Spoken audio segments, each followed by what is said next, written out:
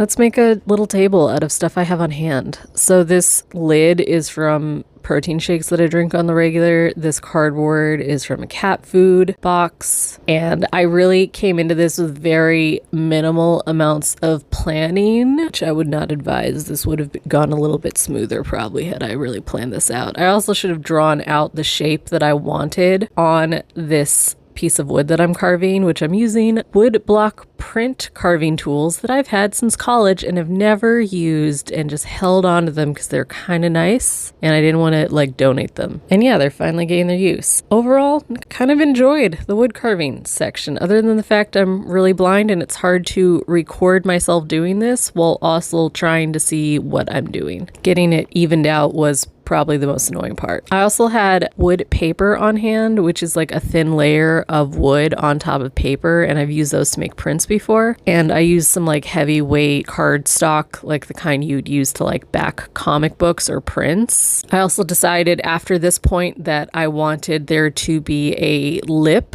around the top of the table that I made, because I thought it looked a little bit too thin and I needed the extra like detailing to, I think, make it look better. And we're using black hot glue because that's what I had on hand.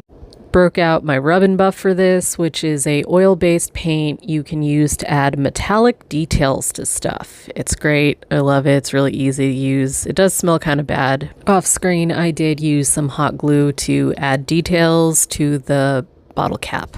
We did a little acrylic wash on the wood to like stain it a little bit of dry brushing in between layers. It's turned out a little bit lighter actually than I thought it was going to when it dried. And then we used some gloss version of Mod Podge, which I love. It's so useful. You can really use it on anything. You can use it on glass. It's great stuff. And I decided this was the best way to glue that rim to the top, was to like essentially stick it to tape to keep it so it wouldn't leak out. And it kind of worked. It's a little wonky in some areas, but it worked out okay. And this, I did a terrible job of centering. I just have to live with that mistake now. And here's it mostly assembled, and then I varnished the top. I did also, after this, glue a quarter to the bottom of the stand to give it a little bit more weight so it's less likely to tip over, because it is a little top heavy. And, you know, we're not perfect, but, you know, it's pretty good for trash.